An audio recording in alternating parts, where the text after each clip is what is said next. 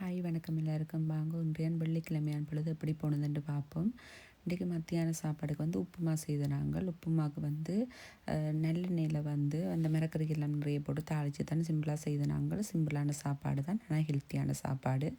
அதோடு அப்பளமும் பொரித்து மிளகாயும் பொரித்து நாங்கள் இன்றைக்கு நாங்கள் ஒரு கோயிலுக்கு போனாங்கள். எந்த கோயிலுன்னு சொன்னால் இங்கே டென்மார்க்கில் இருக்கிற ஹியானிங்கன்ற ஒரு சிட்டியில் இருக்கிற பிள்ளையார் கோயிலுக்கு தான் போனாங்கள். இன்றைக்கு அப்புக்குட்டி பிறந்து முதல் தடவையாக நாங்கள் சேர்ந்து போகிற பயணம்தான்.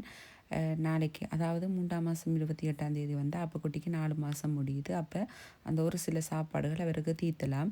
அப்போ சாப்பாடு தீர்த்துறதுக்கு முதல் நாங்கள் ஒருக்கா கோயிலுக்கு போய் வந்தால் நல்லம் தானே, ஏதாச்சும் நல்ல விஷயங்களை செய்ய முதல் அப்போ இப்படி கோயிலுக்கு போய் வர்றது நல்லம் அப்படின்றதுக்காக இன்றைக்கு போனாங்கள். போன இடத்துல ஒரு அங்கிள் ஒரு ஆள் சந்தித்து கதைச்சவர். என்று சொன்னால் என்னுடைய வீடியோக்களை விரும்பி பார்க்குறவராம், நல்லா சமைக்கிறீங்கள் என்றெல்லாம் சொன்னவர்.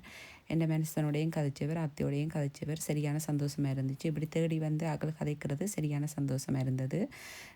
அப்படியே நாங்கள் அப்பக்குட்டிக்கு பால் பருக்கி கொண்டு நிற்க அந்த அங்கிளே தான் வீடியோ எடுத்து தரேன்னு சொல்லி வடிவாக வீடியோ எல்லாம் எடுத்து தந்தவர். நல்லா இருந்தது.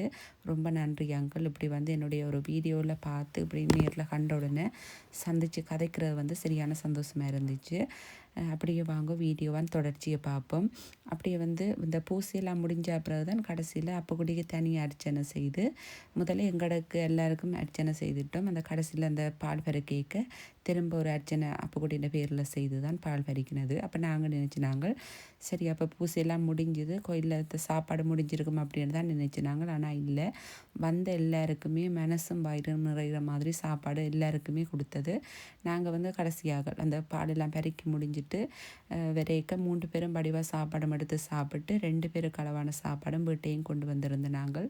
இன்றைய நாள் சரியான சந்தோஷமாக இருந்துச்சு. போன இடத்துல மனசும் நிறைஞ்சு மனசில் இருக்கிற பேரமும் குறைஞ்ச மாதிரி இருந்தது. வயிறும் நிறைஞ்சு சந்தோஷமாக நாங்கள்